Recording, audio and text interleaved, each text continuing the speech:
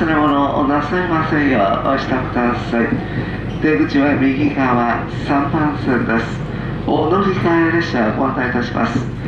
レッツのっぽろ大朝厚別札幌方面普通列車小樽行き全力通路を通りまして7番線から12時40分国山追分方面普通列車苫小牧行き連絡通路を通りまして1番線から12時45分のお連絡です。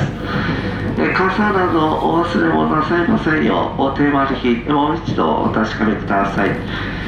ご利用いただきましてありがとうございました。終着家見沢です。右側3番線の到着です。